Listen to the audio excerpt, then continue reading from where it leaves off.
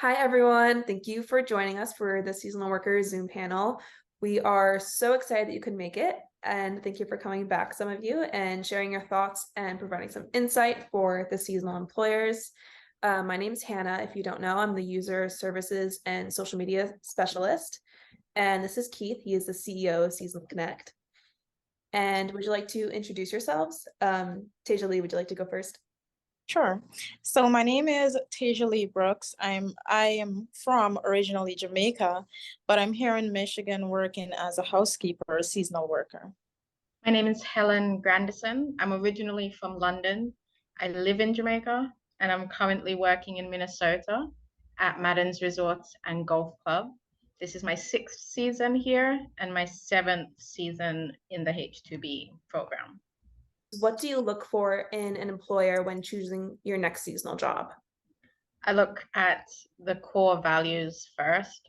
I want to make sure that their core values are something that I can support as well. I'm looking for somewhere where I can grow, where I'm going to be challenged. I enjoy a challenge. I like learning something new. So I want to be somewhere that's going to make sure that I can do that. And I typically want to be somewhere where I can progress in my career in hospitality. For me, what I look for is I look to ensure that working with a specific employer is something that I'd actually enjoy and it actually matches my goals and things that I want to achieve, short term or long term, it could be either. So I ensure I really and I look for the I ensure that they have certain standards, as well as I consider location, and I also consider position. Because if a company, say for example, a company only has positions that they are recruiting for, I ensure the positions they are actually recruiting for matches something that I'm also looking for as well. What makes an organization stand out to you? Even from seeing a job posting, during an interview process, or even when you're on the job? The interview process for me is incredibly important because during that interview process, although I am being interviewed, I'm also interviewing the interviewer because the company really should be sending their best foot forward. And sometimes you'll find people are getting sent out who aren't necessarily people. And so you're in the middle of this interview and the interviewer themselves kind of makes you feel like they don't even want to be there. They're not really listening to anything that you're saying. And it can feel very standoffish. And if that's the person you're sending to interview me, then I'm going to assume that's the kind of person you have on your teams in general. And that's not the kind of team that I want to be a part of. With hospitality, I'm passionate about hospitality. I absolutely love it. So I expect the person interviewing me to give off the energy of loving their job as well. I want them to be so excited about telling me about where it is that I can't wait to go. I want to be a part of that team too. So I think that's really important. For me, I'd say professionalism and effective communication. Because for me, even up on the point of getting interviewed, there are certain things that I expect to be communicated to.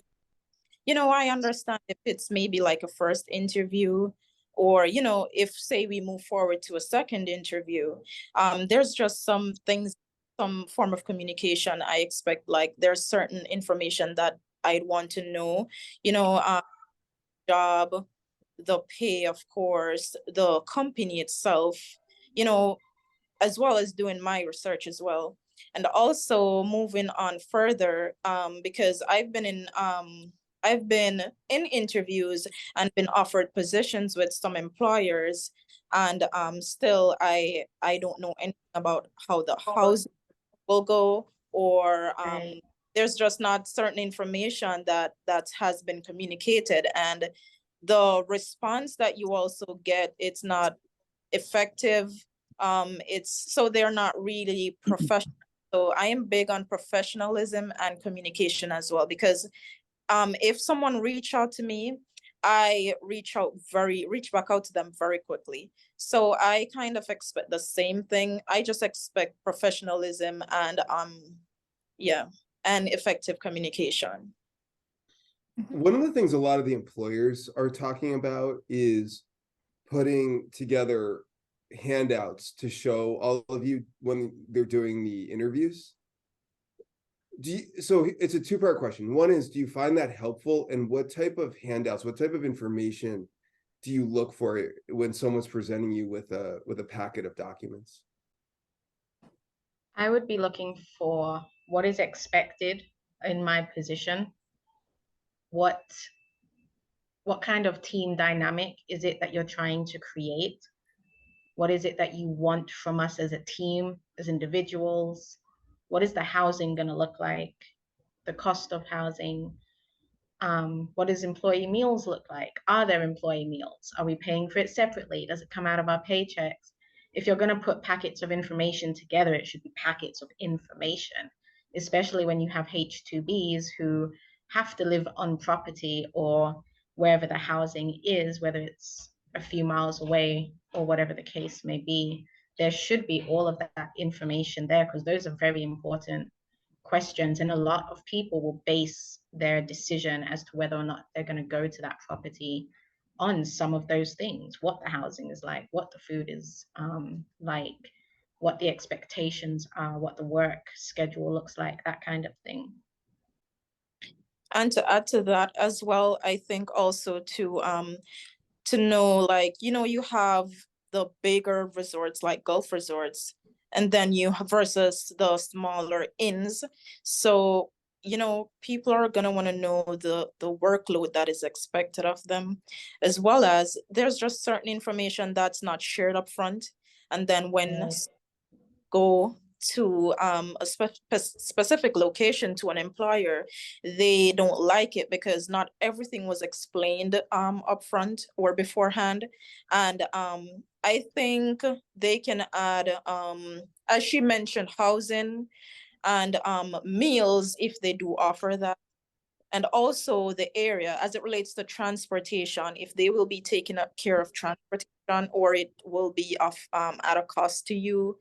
And all those little things that we're gonna incur. So if it's cost that we're gonna incur, we'd like to know about every cost that we're gonna, even the smallest detail as it relates to if you go there, and if they provide housing, if there is going to be pots and plates and cups for you to use. Even those small details do matter.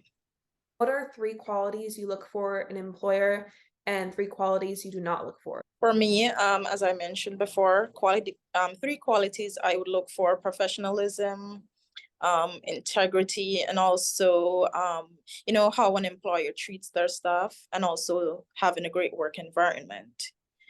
3 qualities I do not look for, I wouldn't make a great employer for me, would be having no respect for their employees, not acknowledging employee rights or H2B rights or J1, whichever. And also, to me, when an employer is not so informed about the H2B program, like they don't show any interest to know about it, what it entails, and what some stuff that they should or should not be doing. Yeah, and then ill-treating workers because of that lack of knowledge about the H2B program. So that for me. I think mine would be very, very similar. Professionalism is incredibly important to me. If we have a set of rules, I expect that those rules are being enforced. If it's some time-ish, what's the point in putting them out there as rules or guidelines or whatever the case is? And respect is incredibly important, because especially when you're an international worker, sometimes it's a little too easy to feel kind of put to the side there when needed, but otherwise not really there. Especially in comparison to local workers, sometimes you'll find that because there isn't a lot of knowledge about H2B employees, sometimes internationals will get overlooked for certain things, and that can make you feel incredibly unseen, and it creates not the best work environment that you want to be in. And work environment is very important as well. You have to have that solid, positive environment to work in. If it's a toxic environment, no one wants to show up to work.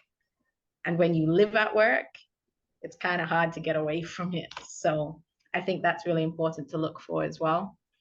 And again, along the same lines, I'm not looking for somewhere where the manager is just completely disrespectful, or even worse, passive aggressive. I hate passive aggressiveness. For me, I don't like it. It really makes me want to say something, and you have to take a breath, eat a bar of chocolate, and say nothing. So I don't like it. And there has to be a solid team structure. There has to be something in place that guides everybody to one goal, and there should be a manager encouraging everybody to want to meet that goal, not just this is where we need to be, but to make everybody want to get there. That's important to me as well. So if that's not there, I'm typically not interested. The next question, we're going to kind of switch gears a little bit. How do you usually find jobs for the upcoming season? Well, for me personally, I find jobs via the season. So the first place I'd look is via Seasonal Connect, because for me, it's my second year doing H2B. So Seasonal Connect has been very it has very important in our job search. It features the employers even before the season starts. So it gives an idea of, who will be recruiting for, say, winter or summer, as well as I utilize the Department of Labor website. That's where they post the job listings as per the Department of Labor once they file their job orders and all of that. So and the advice I give to, because I have a channel, so the advice I give to my followers and subscribers is to first check out the seasonal connect is just the first thing, because it has a lot of different employers, and they post them even before they will know if they get approved, like their petition and stuff. So that's the first place we'll look. Also, there are some employers who make postings on their company's website as it gets closer and closer to the season, and as well as you may find a couple on Indeed, but that's not somewhere that I like to look. But Seasonal Connect, the Department of Labor, and just random Google search for me. I would say before Seasonal Connect, I relied heavily on word of mouth, because the H2B program is not as big as it might seem when you're in it.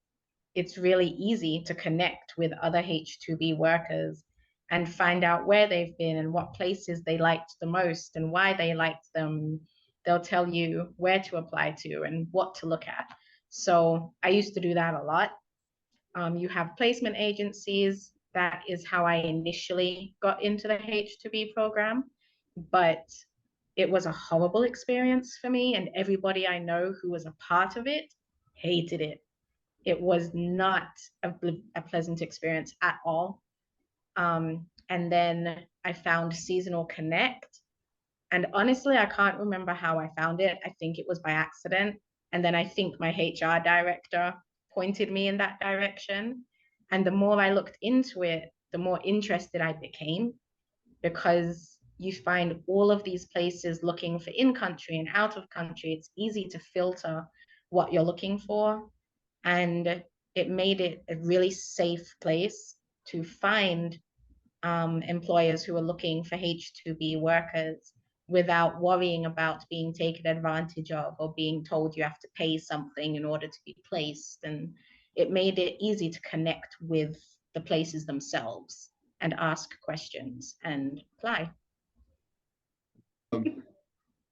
None of you have mentioned money yet. So can you please talk about how wages and compensation and also the availability of overtime affects your decision to go to an employer and how much that factors in relation to other things as well? Very important. Anyone who tells you that wages is not important is lying. Wages is very important, but it depends on where you are.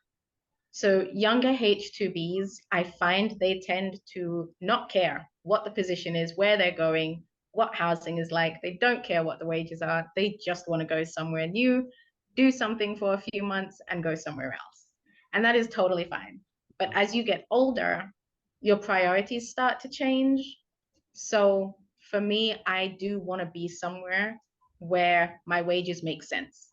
If my housing is taking too much out of my paycheck, it doesn't make sense for me to go there when I can go somewhere else where the housing is cheaper and I'm saving more from my paycheck. If my goal is to save something, half of it should not be going to housing and groceries. It just shouldn't happen. But I will look at housing, what my paycheck is, and then I'm going to compare it to what it will cost me to buy basic groceries in that area and see what is left and go from there. And I try to do that every time. Compare what my paycheck will be. And I do prefer being somewhere where overtime is something I can do.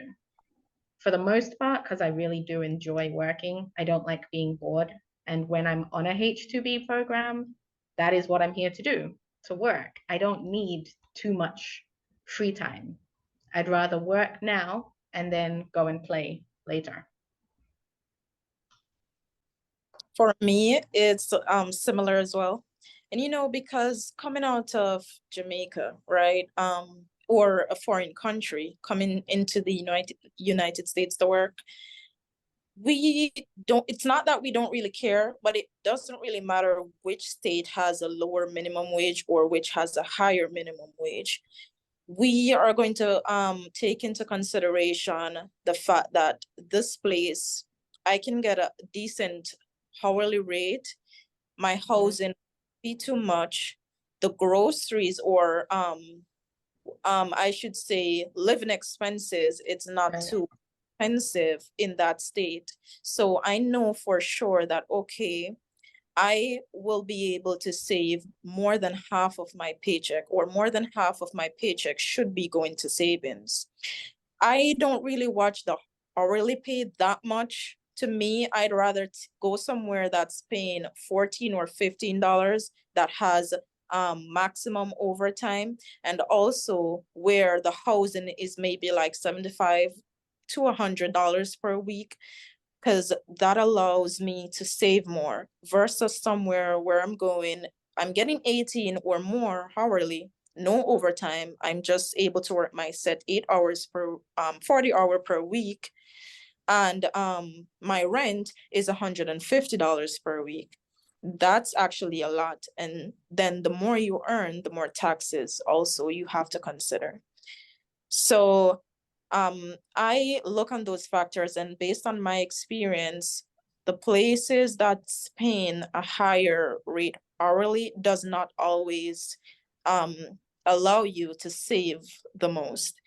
I will go somewhere where overtime is definitely available, especially because it's not really required for us to do second jobs like the J1s. So and remember, we also have responsibilities and stuff. So that it factors a lot. So I really look on the wage, yes, but more so how much availability does this company have, or overtime, or how much work is there that I can do. So am I just gonna come in and get 5 hour or the minimum 8 hour or the minimum by the Department of Labor 70 to 75 hours per the pay period? Or can I actually get some overtime, which will allow me to save? So I take those things into consideration. If you have any piece of advice that you could share to employers, what would it be? I would say make your company stand out. So workers talk amongst each other. So we communicate, we say, hey, this is not a good place to work. They treat us unfairly, whatever the case may be. People talk just as if you're in a hotel or you go to a hotel and you're gonna leave your reviews. Workers also leave good and bad reviews of companies. And I think the communication between each other, it goes a long way, having people talking about your company. So if you don't know about the H2B program, I think they should research, try to know as much as they can, and just make your employee have a good experience. Because even if you cannot offer a high wage or a high paying job, having a good experience or making an employee feel comfortable, it always goes a long way. I agree with that. I also think that being knowledgeable of the H2B program is something that is absolutely necessary for any manager that has internationals in their department. They need to have at least a basic understanding of the program for their employees' sake. And the returning worker exemption, I think that is something that most, if not all places, really do need to be aware of and looking into and pushing, because with the returning worker exemption, you have employees who can go home and not spend 6 months stressing about whether or not they're going to be able to come back up to the place they want to come back to, or if they need to broaden their search and apply to multiple places hoping to get something. It can be a stressful process as an employee, but I know it can be stressful for the HR departments as well, waiting and waiting. The communication between employees and the HR departments needs to be a bit better during that waiting process. And I think if it does go through, it'll benefit the resorts and hotels just as much, if not more, than the employees, because your rotation is going to go down for your workers. And when you have a returning worker that's an international coming back and wanting to come back even more, those are the people that you need to be holding onto and fighting to keep, and sitting down, having a one-on-one. What can we do to keep you? I heard you're not too sure if you want to come back next year. How can we change that?